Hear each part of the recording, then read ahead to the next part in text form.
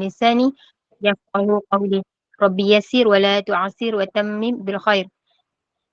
Ahlan wa sahlan yang berbahagia Al-Fadil Ustaz Muhammad Zukri bin Abdul Jalil kerana sudi bersama-sama dengan Gubernur Iman dalam kuliah duha hari ini dengan kitab Qalbun Salim. Juga bersama-sama yang dikasihi para pencinta ilmu, pencinta Al-Quran, sahabat-sahabat jannah.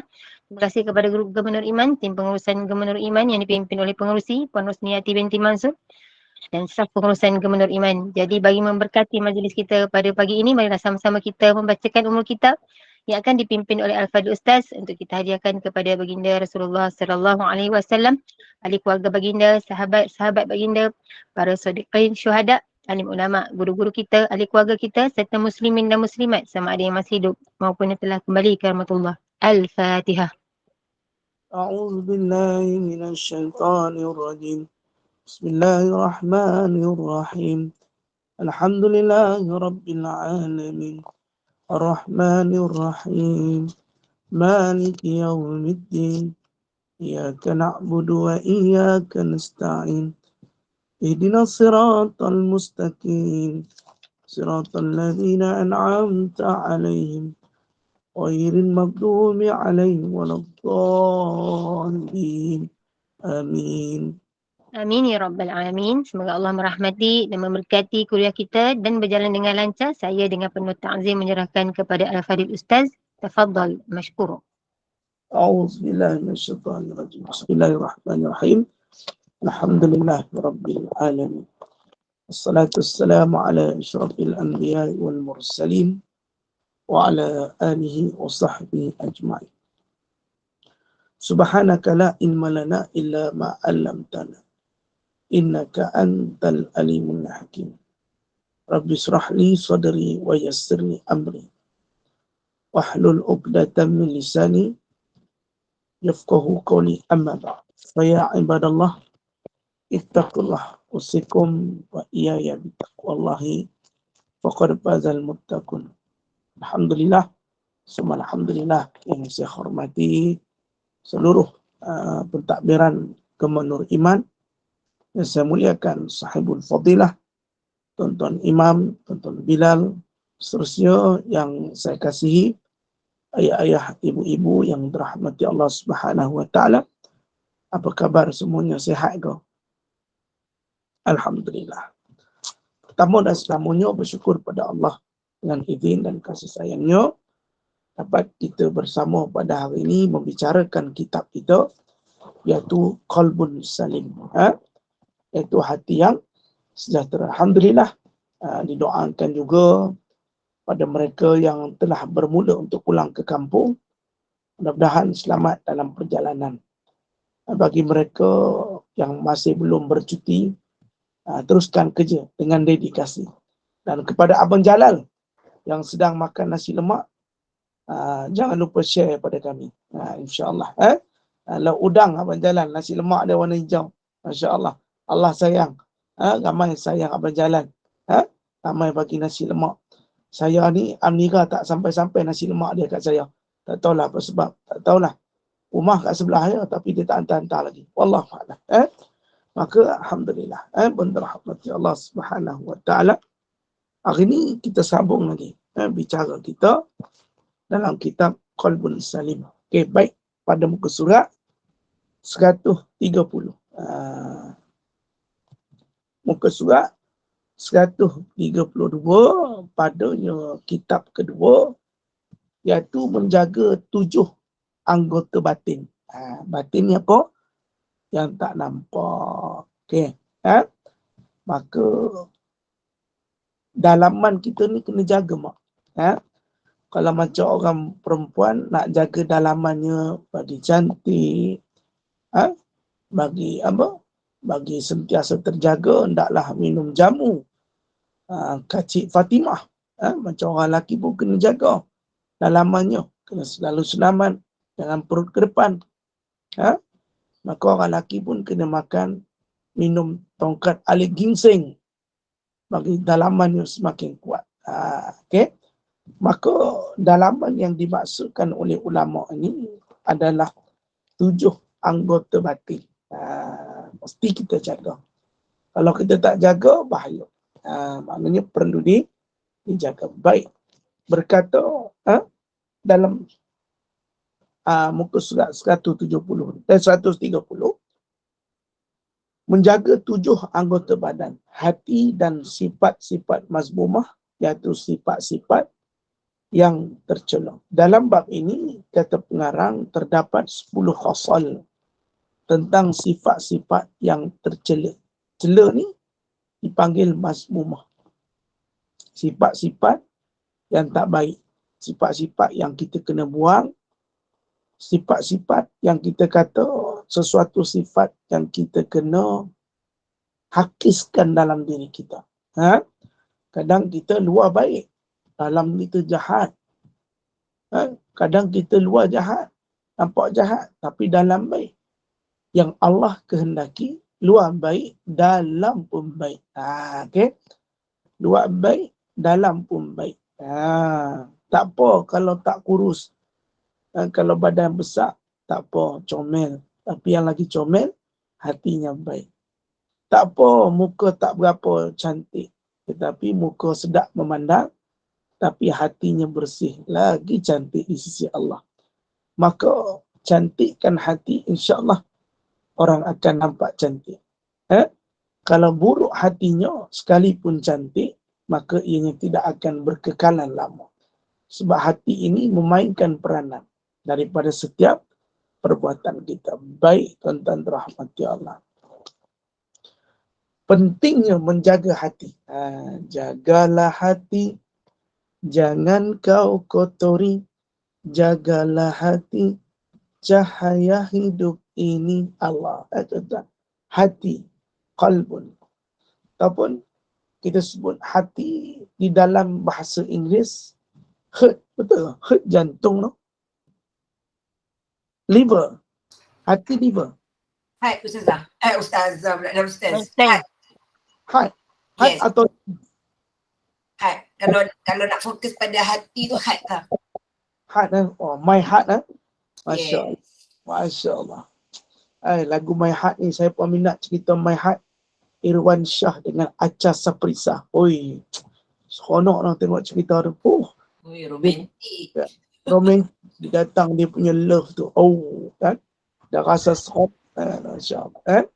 Dan mak-mak aku selalu tengok cerita Saloma lah. Yang Piramli. InsyaAllah. Baik. Nah, penting kumpas caring.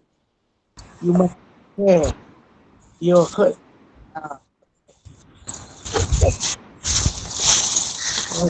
Apa? Protes kau. Baik. Kelas je Ustaz. Qalbun ada 2 makna. Yang pertama dipanggil hati jasmani. Qalbun jusmaniyun. Ia merujuk kepada organ yang terletak di dada sebelah kiri, bentuknya seperti jantung pisang. Maknanya, ulama kata bahawa hati kita ni macam bentuk pisang, jantung pisang. Jantung pisang, nak tengok tak jantung pisang. Jantung pisang tu, kalau kita buat rebus bagi lembut, lepas tu cicah dengan kuah asam ataupun dengan sambal belacan. Sedap, Masya Allah. Jantung pisang. Tapi yang dikatakan bentuk tangan kita ni pun apa? Jantung ikut tumbuhkan kita, bukan hati ke? Jantung kan Ustaz? Satu genggam ni. Oh ya, genggam ni dipanggil jantung. Okey, baik. Makna hati kita ni, kata ulama, bentuknya seperti jantung pisang. Yalah. Jantung pisang ni kalau mak tengok, ibu-ibu tengok, ayah-ayah tengok, ada kalanya besar mengikut keadaan pokok. Faham? Keadaan pokok. Maka kalau pokok tu besar, jantungnya pun besar. Okey, baik. Di dalam organ ini dimasukkan jasmaniyun. Yang di dalam organ ini terdapat pembuluh darah ke hati kita. Ada pembuluh darah dan di dalamnya mengandungi darah yang pekat kehitam-hitaman. hati kita ni, dia ada satu tempat pembuluh darah. Pembuluh darah ni, kata ulama, dia salur darah pada hati. Dalam dada kita, X-ray lah dada, operate lah hati. Maksud dia apa? Dalam dada kita ni, ni daripada sini nampak, ni orang badan sadar ni.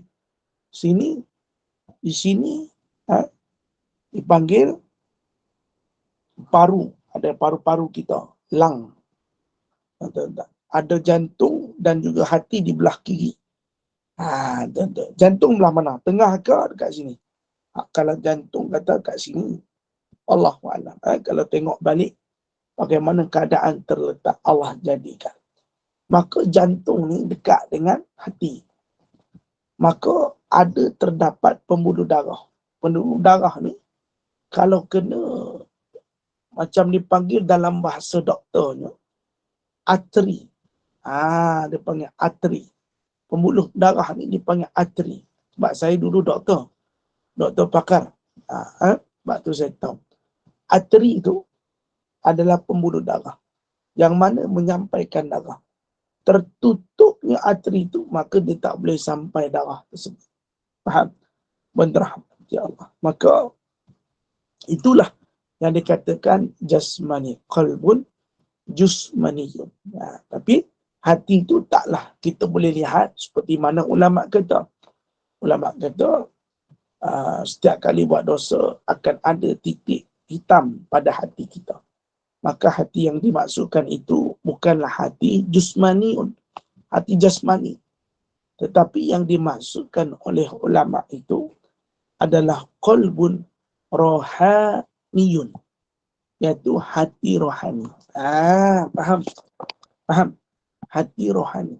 Yang ini yang kita sebut, yang kita perlu jaga daripada sifat-sifat. Faham? Maka kata ulama, ia adalah sesuatu yang halus ataupun seni yang boleh mengetahui, mengenal dan yang mendapat daripada manusia. Itu adalah hakikat manusia itu sendiri. Dan kata Allah, dan rahmat ya Allah, hati inilah yang ditujukan firman Allah Subhanahu wa ta'ala kepadanya, dan ia juga yang disuruh kepada taat perintah syarak. Dan yang dilarang melakukan perkara yang dilarang oleh syarak. Maknanya hati inilah yang ditujukan firman Allah kepadanya. Dan ia jugalah yang disuruh untuk taat kepada perintah syarak dan yang dilarang melakukan perkara yang dilarang oleh syarak. Maka hati ini yang ditujukan dalam firman Allah adalah bergantung kepada niat kita. Syahwat juga daripada hati kita. Bermakna hati ini tempat dipandang Allah, dinilai oleh Allah kerana tersimpan pelbagai perkara termasuk niat. Itu kalau kita salat, kita panggil qasad dan ta'yin. Bermakna di sini hati kita ni tersimpan segala-galanya. Bila kita buat baik, tapi Allah tak menilai luaran, Allah menilai dalaman kamu. Kamu pakai jubah pada segi luaran nampak indah, tetapi Allah tak menilai daripada luaran. Kan Nabi sebut bahawasanya Allah tidak melihat pakaian dan rupa, tetapi Allah melihat hati kamu. Maka dalam seluruh anggota badan yang menjadi perhatian kepada Allah adalah hati, qalbun. Maka hati-hati, berjaga-jaga dengan hati, berhati-hatilah dengan hati. Kalau tak berhati, nanti hati kamu mati. Bila mati, maknanya kamu tak berhati-hati dengan hati. Maka hati itu mesti dikenakan dengan berhati-hati, agar dijaga dengan teliti, supaya jangan sampai suatu saat kembali kepada Allah dalam keadaan mati. Maka hati ini adalah tempatnya Allah pandang nanti. Wallahu a'lam. Baik, dan rahmati Allah. Maka ia mempunyai kaitan dengan hati jasmani. Akal menjadi kagum ketika mengetahui tentang pertalian antara keduanya. Kerana ia seperti kaitan antara arak, iaitu sifat benda, dengan jisim benda. Atau seperti orang yang menggunakan sesuatu alat dengan alat itu. Apabila disebutkan, kita tengok, apabila disebutkan hati dalam kitab ini, ia merujuk kepada makna yang kedua, iaitu hati rohani. Bukan pertama tadi, jusmaniyun. Itu hati yang jasmani pada anggota kita. Yang adanya pembuluh darah, terletaknya seperti jantung pisang, itu jasmaniyun. Tetapi hati rohaniyun. Iaitu disebutkan dalam kitab ini, yang merujuk kepada makna yang kedua, iaitu hati rohani. Dan hati inilah dimaksudkan dalam firman Allah Subhanahu wa ta'ala. Apa kata Allah? A'udzu billahi minasy syaithanir rajim. Qulir ruhu min amri rabbi. Kata Allah apa? Katakan roh itu adalah urusan Tuhanku.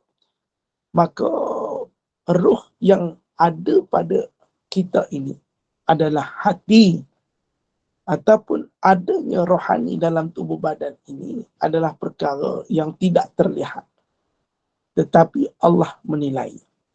Sebab tu maknanya Allah sebut dalam surah Luqman bahasanya Allah bersifat maha halus. Halusnya itu bukan bermakna Allah halus macam Amnira halus, macam saya cikebum. Okay, baik. Maka halusnya Allah itu dipandang daripada zahir dan batiniah. Makna yang zahir terlihat, batiniah Allah melihat. Bermakna kita sebagai makhluknya zahiriah, ataupun kita kata zahir, kita boleh nampak. Sekarang saya nampak gambar Amnira dan juga suaminya.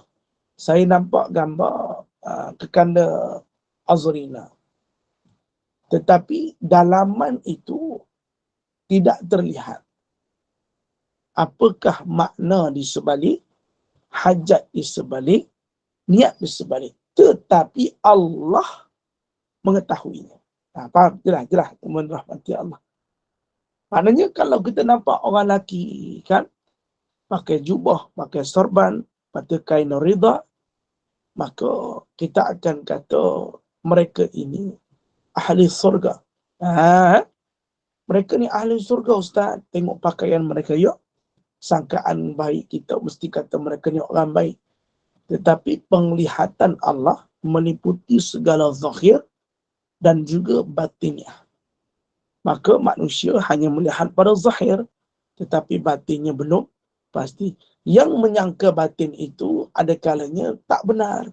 Sebab tu Allah mengatakan di dalam Quran, jauhi daripada kamu sangkaan buruk. Kerana sangkaan buruk itu juga sebahagian daripada dosa. Tuan-tuan, tak boleh sangka buruk dengan orang, mesti sangka baik. Tak boleh mengata orang, mesti mengata. Tak boleh mengata sebab kita tak tahu apa yang dia hendak dalam hatinya. Istilah mudah kita faham, yang rahmati Allah. Kita ni payah nak baca orang. Bak kata orang tua, rambut sama hitam, tapi hati lain-lain. Maksud hati lain-lain ni pada sifatnya. Hati kita sama, rupa macam jantung pisang. Hati kita sama, telah dimiliki. Hati kita sama, telah dicuri. Cia. Contoh, tuan-tuan. Maknanya, hati yang dimaksudkan ini, tuan-tuan rahmati Allah, hati yang tidak dilihat oleh manusia, tetapi ada kalanya ia mempunyai sifat tersendiri. Oh, cantik. Tuan-tuan. Ada kalanya dia mempunyai sifat tersendiri. Yang mana manusia pun kata, kenapa aku berkehendak? Kenapa aku berkehendak? Semua itu datang daripada hati kamu. Dia kata datang daripada diri kamu. Diri kamu itu datangnya daripada hati kamu. Kenapa ya Ustaz? Saya nak buat baik. Kerana datangnya daripada diri kamu. Kebaikan itu kamu zahirkan melalui hati rohani kamu. Maka hati kamu baik, hati kamu bersih, makna bersih kamu dapat. Rahmati Allah. Tapi kalau hati kamu kotor, macam mana kamu nak buat baik? Dia kata, Ustaz, malaslah Ustaz. Hari ni hari Khamis. Malam ni katanya ada baca Yasin. Tapi malaslah Ustaz baca Yasin. Kenapa malas? Tak tahu dah Ustaz malas. Maka hati kamu tu ada something wrong. Kerana tak terdidik hati yang bersih, maka jiwa di luarnya tetap tidak akan bersih. Tapi Ustaz, ada orang kalau jiwanya kotor boleh buat kebaikan. Bagaimana tu Ustaz? Memang boleh, tetapi hanya pada zahir. Batinnya itu masih lagi niat yang tidak betul. Wallahu a'lam. Berkata Imam Al-Haddad mengatakan, hati itu ialah penghulu. Kita kata hati ini penghulu anggota dan ketuanya. Maka hati ini raja ataupun kita gelar ketua kampung. Kalau satu tempat tu ada kampung, kampung tu ada ketua, hak ni hatinya. Maknanya Allah takkan nilai lain dulu. Allah nilai hati kamu dulu. InsyaAllah, tuan-tuan dan puan-puan yang terhormati Allah Subhanahu wa ta'ala. Maka padanya tersimpan semua asas akidah, akhlak dan budi pekerti. Kejap ya, ke kandang Amnirah sekejap je. Baik, silakan.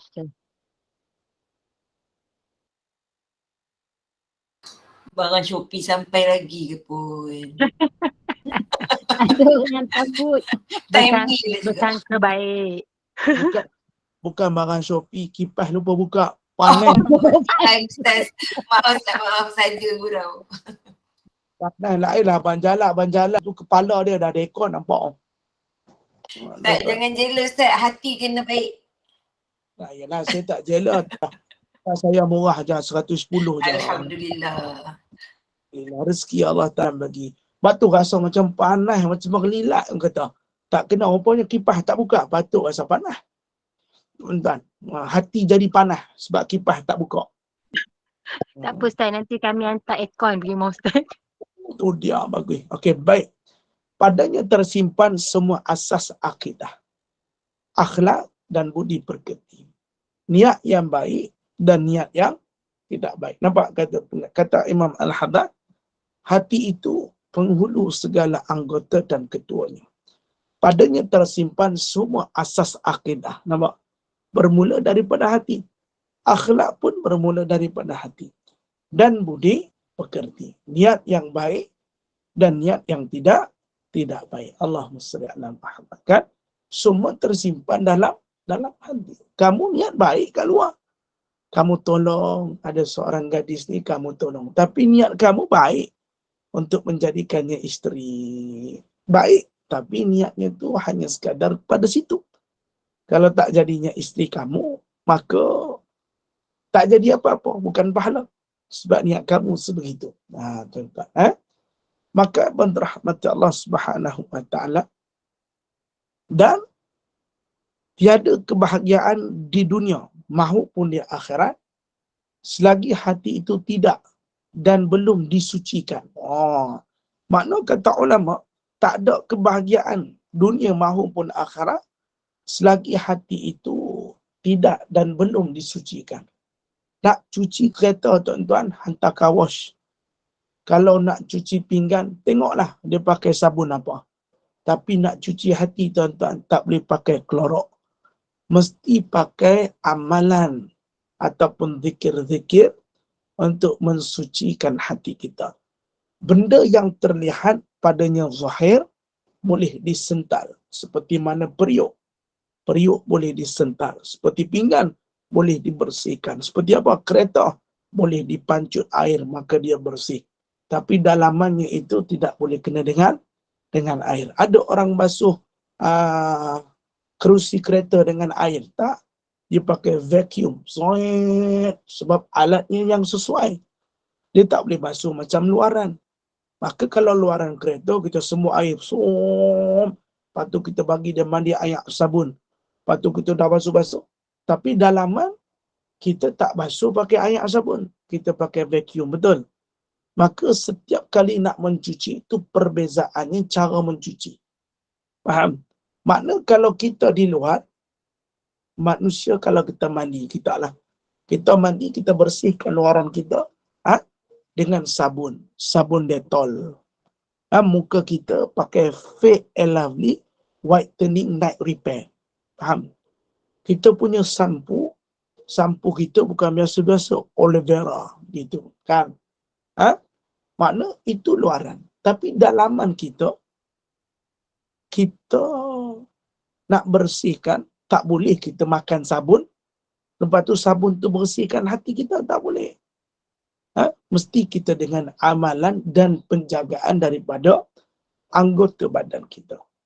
Dan katanya lagi, sekiranya belum disucikan dan dibersihkan daripada sifat-sifat buruk yang tercela, serta segera menyeri dan menghiaskannya dengan sifat-sifat yang baik dan terpuji. Sini saya nak sebut sikit, berahmati Allah.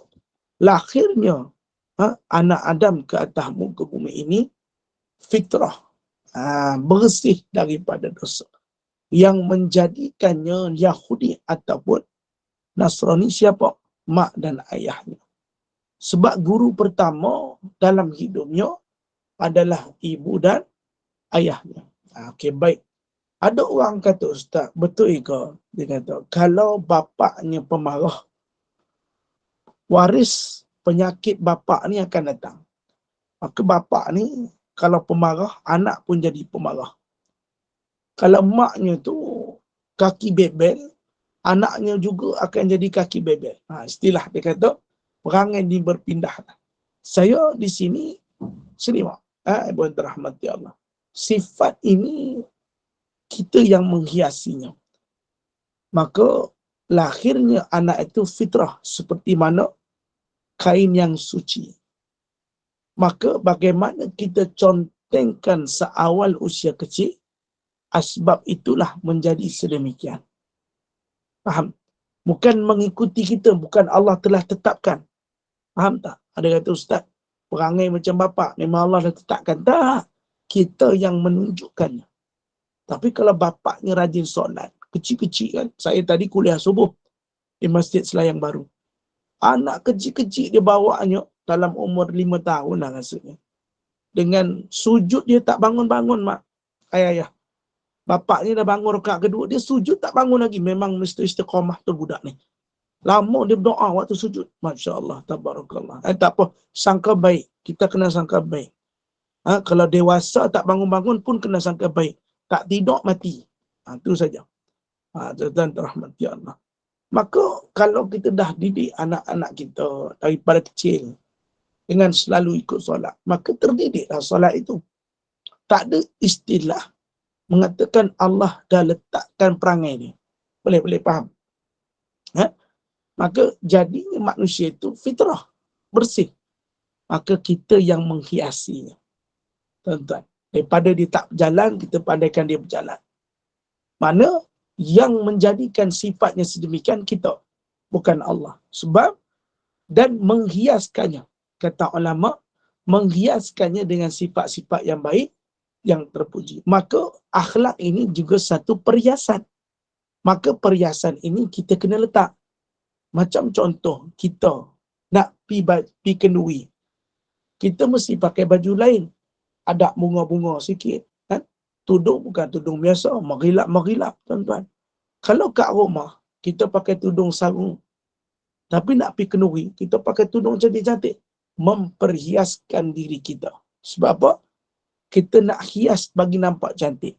Maka perhiasan ini adalah benda yang kita buat. Maka sifat akhlak ini juga adalah perhiasan.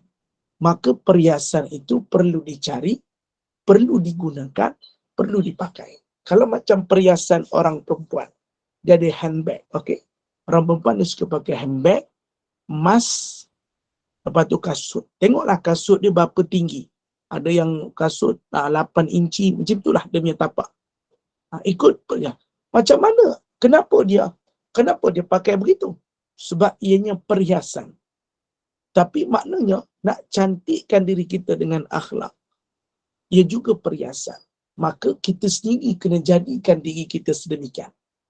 Faham maksud saya? Kalau nak cantikkan, kena ada sifat sabar, makna kita kena didik diri kita. Bila datang satu perkara, sabar.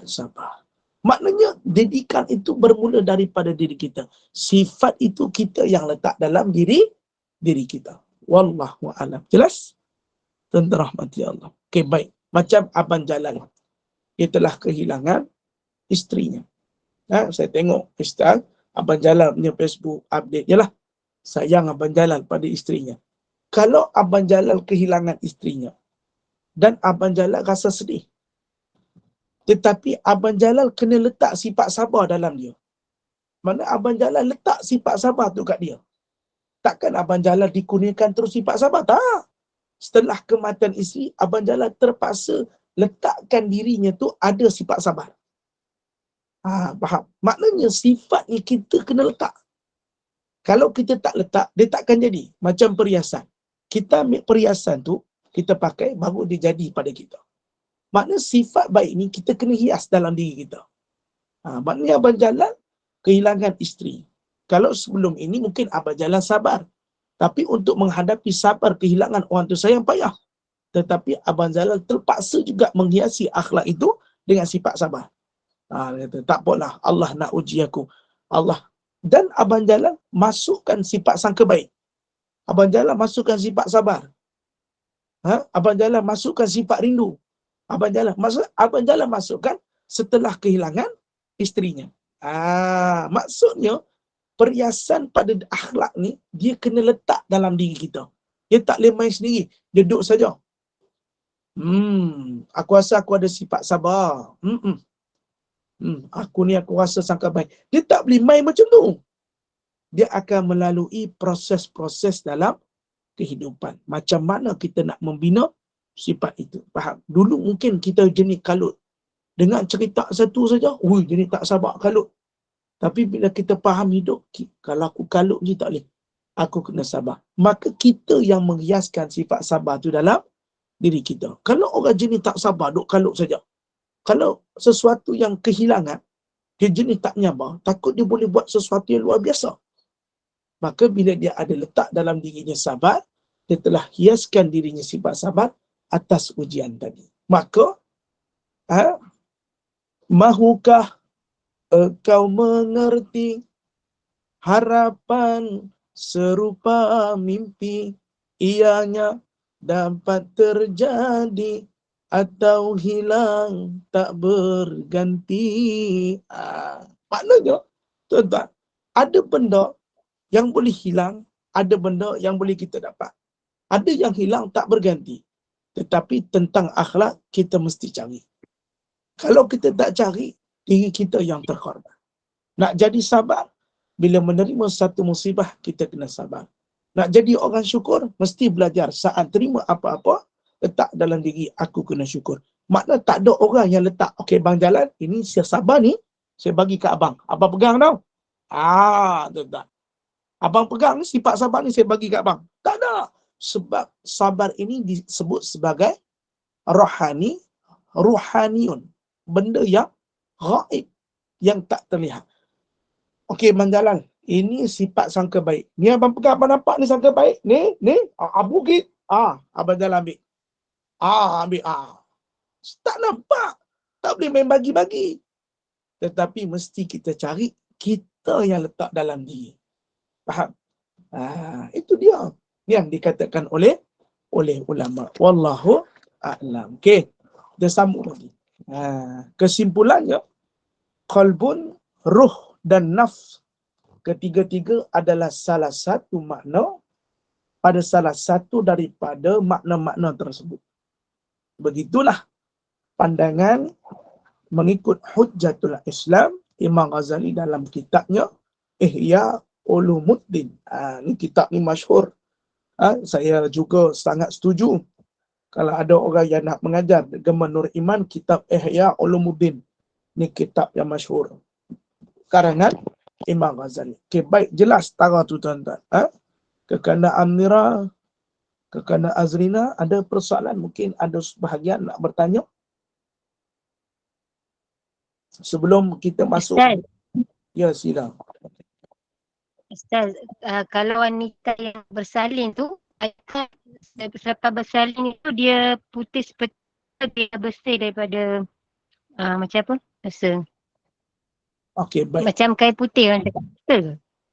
Baik. Bagi mereka wanita-wanita yang bersalin, bukan hanya bersalin, saat mereka mengandungkan anak dalam perutnya, di situ Allah telah ampunkan dosa-dosa mereka. Dan saat mereka bersalin, telah gugur badannya dosa-dosa mereka. Yang dikatakan seperti putih kain itu, wallahu a'lam. Cuma kata ulama, saat ianya meninggal ketika melahirkan, maka dianggap sebagai mati syahid. Sebab perjuangannya melahirkan seorang anak. Wallahu a'lam. Lepas tu Amira kena mengandung lagi lah. Okey. Mudah-mudahan Allah ampunkan dosa. InsyaAllah. Baik. Okey. Kalau boleh lah. Kena mengandung banyak kali tu Mira. Allahu Kena Akbar. mengandung. Ya. Maka Astagfirullah. inilah kelebihan para ibu. Yang mana para ibu ni kelebihan dia, bila kandungkan anak saja, di situ telah Allah gugurkan dosa. Setelah melahirkan, begitu juga dosa-dosanya terampun. Tetapi kalau mereka mati, maka mati mereka itu dalam keadaan syahid. Yalah, bukan senang nak push. Doktor tu push. Gitulah. Dan Kalau orang Pasir Ustaz macam mana Ustaz? Kalau orang Pasir lah yang macam melanggar tak semayang ke apa ke tu macam mana? itu Allahu a'lam. Itu orang kafir ceritanya lain. Lakum Tak, dinukum orang waliyah. Pasir lah. Orang Orang Islam kafir. yang tak semayang, yang daurat lah apalah. Okey. Kalau dia meninggal dalam mengandung tu macam mana Ustaz? Lepas masa dia melahirkan tu. Okey, dia kata Ustaz, waktu dia melahirkan tu, dia mati. Sedangkan dia tak sembahyang. Allah pilih dia mati cara demikian. Tapi mak-mak kena ingat, dalam hadis 40, siapa mengajar? Ustaz apa? Hakimi. Imam Farid. Imam Farid. Ibu-ibu baca kat situ tentang qada dan qada pada hadis yang keempat. Muka surat, saya lupa. Kan? Buka kitab tu, ada penentuan kepada seseorang itu sama ada nur syurga ataupun neraka. Tetapi apa yang tertulis baginya takdir, itulah Allah tentukan. Maknanya kita tidak ada satu pun boleh excuse apa yang Allah tetapkan. Kan seorang sahabat ketika mana datang bertemu Rasulullah. Rasulullah ketika itu sedang tidur berpakaian baju putih. Maka Rasulullah tak mahu kejut Rasulullah sallallahu alaihi wasallam. Maka Rasulullah pun tidur. Maka sahabat tu bernama Abu Zar. Abu Zar pun meninggalkan Rasulullah sebab Rasulullah tengah tidur. Setelah itu Rasulullah bangun, Rasulullah sebut kalimah la ilaha illallah. Dengar mulai yang tanya tadi. La ilaha illallah. Maka Nabi kata siapa yang menyebut kalimah la ilaha illallah saat dia mati, maka syurga bagi dia. Maka Abu Zar tu sahabat bertanya pada Rasulullah, ya Rasulullah, kalau demikian bagaimana orang yang mencuri dan berzina? Adakah dengan mengucapkan saja dia akan masuk ke syurga? Nabi kata ya.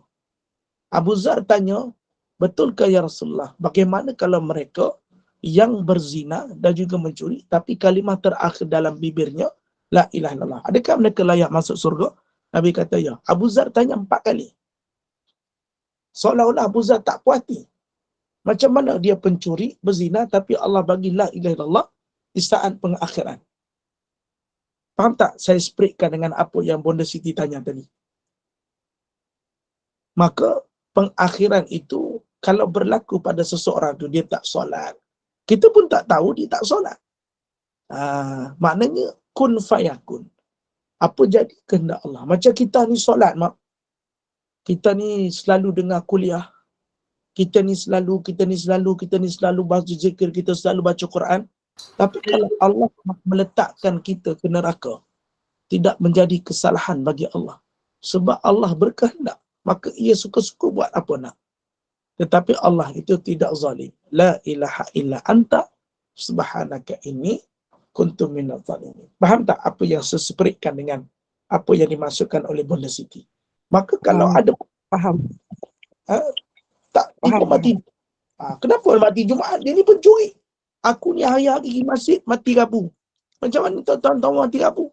Contohnya sebegitu. Wallah. Jelasnya Bonda Siti. Yelah, itu kehendak Allah lah saya. Ya, kita tak boleh nak buat apa Bonda Siti. Kalau kehendak Allah. Kalau kehendak Allah saya jadi menantu Amnirah, mana tahu. Alhamdulillah. Mira nak bagi yang mana Mira? Amirah, beranak perempuan Amirah. Buat cantik-cantik kasih Ustaz. Atau suami Azrina. Suami Tolonglah Azrina. dapat menantu Ustaz. Ustaz, hari ni anak saya genap 21 tahun Ustaz, 16 bulan 2. Dah kata. Alhamdulillah. Zainah Hewa. Amin. Salah. Ustaz. 121. Ustaz 21 ke? Apa bersedia Ustaz nak jadi menantu? Saya Ada umur saya Ustaz kena ikut orang tu. Mentua Saya nak terpilih. pakai kriteria tu. Mentua terpilih. Saya kena pilih, saya kena tengok dulu kriteria tu. Mana hisap. Ustaz cukup lah Ustaz kan. ya, seorang Bukan Ustaz merisik, Amirah merisik. Kriteria tu tak cukup. Buat lawak, suami Ustaz. orang. wah tak okey. No Hamzah 40. Yang Datuk okey. Jangan marah Ustaz, jangan marah Amirah. Buat gurau Ustaz. Marah, masya-Allah. Marah tu kena jual. Kita mak Ayah Amirah. rasa kurang. Ya, Besan. ya. Tapi yang pentingnya menantu saya tu bukan suami orang. Tapi kalau Allah dah tentu kita tak cakap apa Mira. Ya betul. Saya belanja bonda ni. Saya gurau je. Tak kisahlah. Saya belanja pertahankan saya. Okey Ustaz, makna katanya kan apa yang Ustaz cakap tadi tu Allah tengok apa pengakhiran kita lah. Walaupun siapa dia sebelum ini, pengakhiran tu yang penting kan Ustaz. Masya-Allah. Saya suka sangat. Pengakhiran kita amat-amat penting dalam kehidupan kita. Kita tak tahu pengakhiran kita bagaimana. Tetapi yang penting kita berdoa kepada Allah. Allahumma hawin alaina fi sakratil maut wan najata minan nar wal afu indal hisab. Kita nak mati dalam keadaan mudah saat kita pengakhiran. Yang paling mustahak sekali Allah masukkan kita, temukan kita di dalam husnul khatimah, iaitu mati yang baik, insyaAllah. Baik, ada soalan lagi pada ibu-ibu nak tanya? Ustaz. Ni apa ni Kak Siti nak Mak Siti nak tanya lagi. Ni macam kita ni kan, kita istiqamah lah apa kelas online ni, tak insya-Allah lah kalau tak apa kan. Takdir kan dalam kita istiqamah belajar online ni apa tiba-tiba kita meninggal. Apa kira kita tu mati syahid ke apa ke Ustaz? Bagus dia tanya. Kita bukan kelas online, dia panggil online. Tu dia Mak Siti, dia punya English. Yalah macam inilah kita berkuliah ni macam ni kan, istiqamah hari-hari tunggu pukul 8 pukul berapa semua kan. Habis kita tiba-tiba meninggal lah kita tak putus istiqamah ni lah. Ni macam mana Ustaz? Dari kira mati kita tu mati macam mana tu Ustaz? Asyik. Dia kata, Mak Siti kata dia hari-hari duk tunggu kuliah online kan. Maka Mak Siti ni orang istiqamah dah.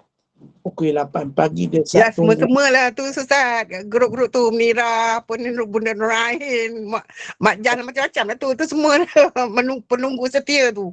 Ya. Saya faham Mak Siti, faham. Ya, Adrina, apa semua lah, apa penunggu setia. Apa Nur Iman tu? Gemuk Nur Iman tu. Kalau Mak Siti janganlah mati tengah online. Siapa nak sembang dengan saya? Ya, yelah mana dah tahu Ustaz. Umur ni Amira kan ada Allah SWT punya kuasa Ustaz. Dah tua Baik. pun Mak Siti dah tua. Alah Mak Siti. Sama lah, kita dah tua. Harap itu dia terima lah, insyaAllah. Jadi menantu, insyaAllah. Dan katanya, berrahmat Allah Subhanahu Wa Taala. Okey, bagi mudah kita nak faham lah. Okey, insyaAllah. Berrahmat ya Allah. Maka, kalau kita kata sendirilah, dia kata, saya suka sebut, bagi mereka yang menempuh satu jalan untuk menuntut ilmu, maka Allah mudahkan ia masuk ke dalam surga. Baik. Dan kata ulama, mereka yang menuntut ilmu ini tergolong dalam golongan jihad. Sebab menuntut ilmu ini satu jihad.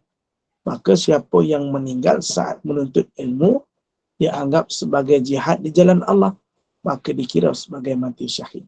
InsyaAllah. Itu antara kelebihan lah. Sebab tu kita tak dapat pergi kat masjid surau, tak apa.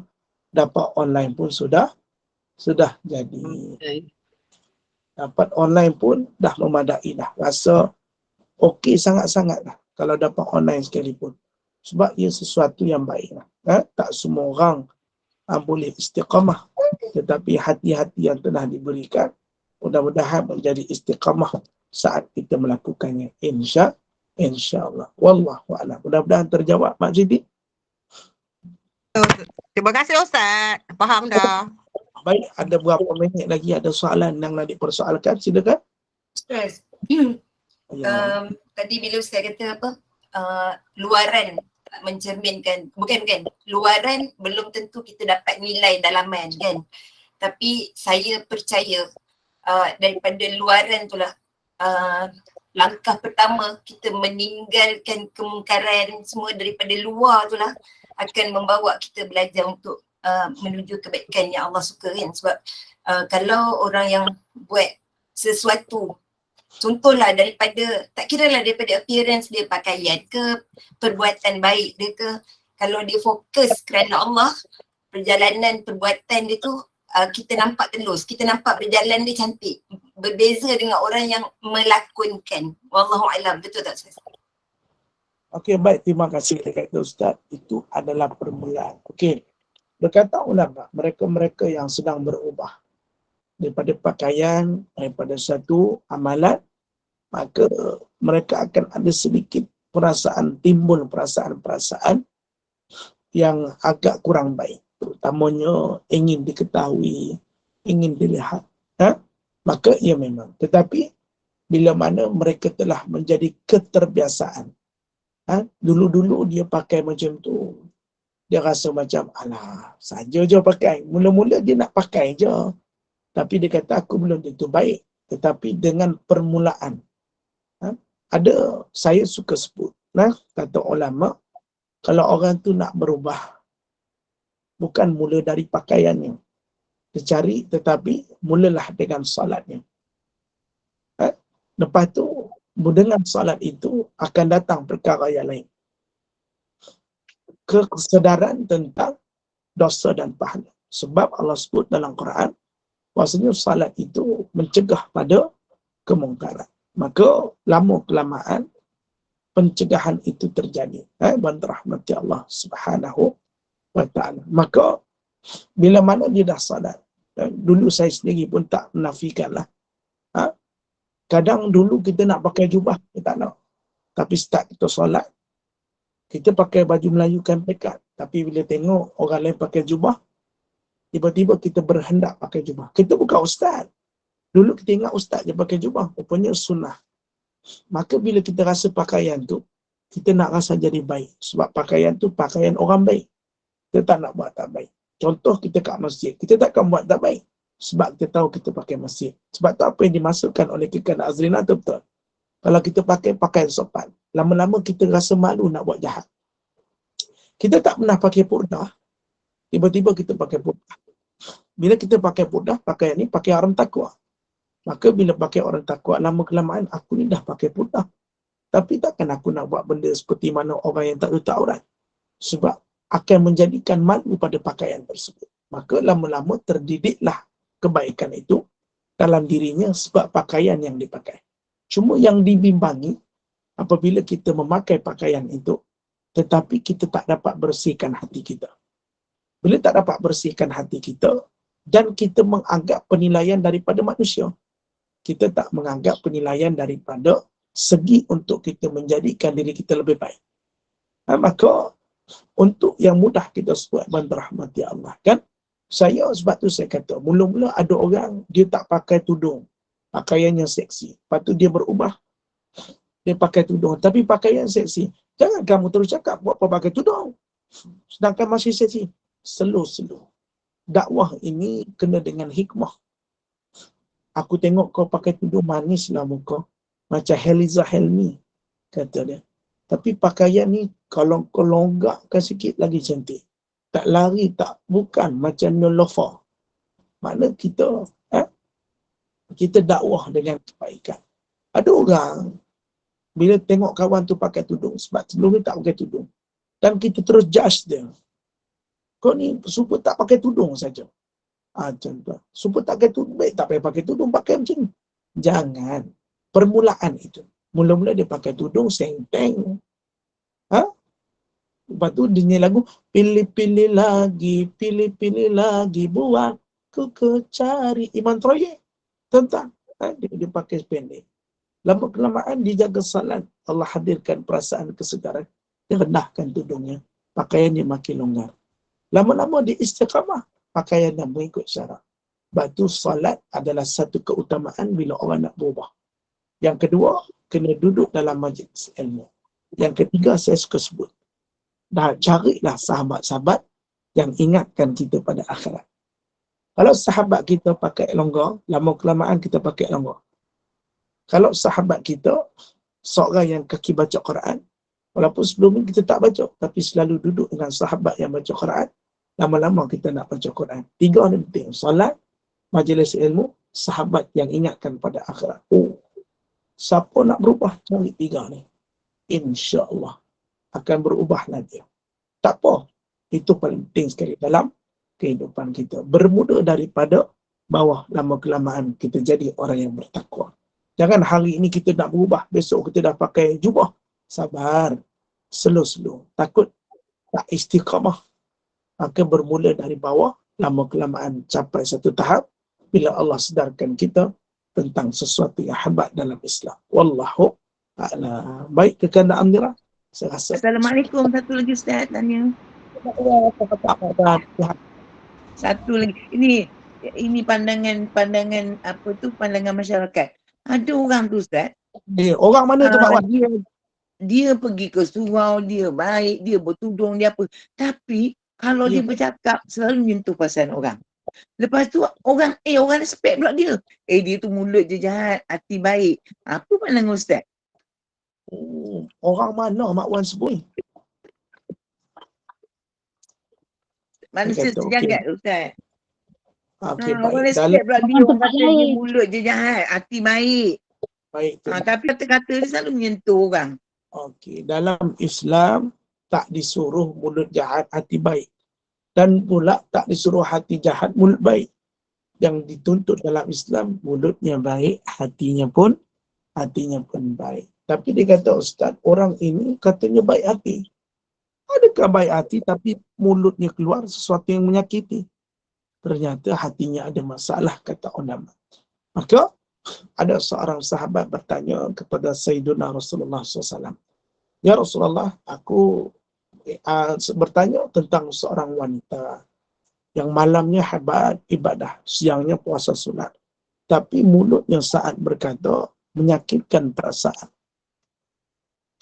Menyakiti saat dia bercakap. Bagaimanakah perempuan sedemikian? Maka kata Rasulullah, perempuan ini tiada kebaikan baginya dan tempatnya adalah neraka. Wallahu a'lam. Terima kasih Mak Wan yang bertanya. Silakan. Okay, baik, Kekanda Amira tutup. Nanti kita bincang PM2P ya. Saya datang. Alhamdulillah, jazakumullah khairan katsira. Mudah-mudahan bertambah kefahaman kita, mudah-mudahan bermanfaat, mudah-mudahan berkah, mudah-mudahan Allah kurniakan rahmat kepada kita semua. Terima kasih kepada tim Gemerul Iman, sahabat-sahabat pencinta ilmu yang mengimarahkan kuliah kita. Terima kasih.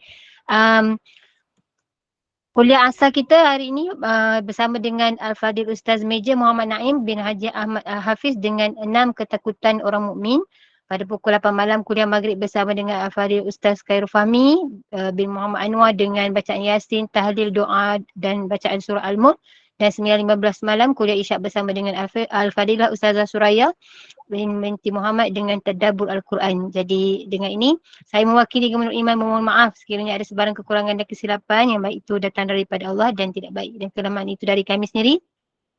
Kita tangguh kuliah kita sebagai menutup majlis. Mohon sekali lagi Al-Fadil Ustaz untuk membacakan tasbih kifarah dan surah Al-As. Subhanallah wa bihamdihi asyhadu an la ilaha illa anta astaghfiruka wa atubu ilaik.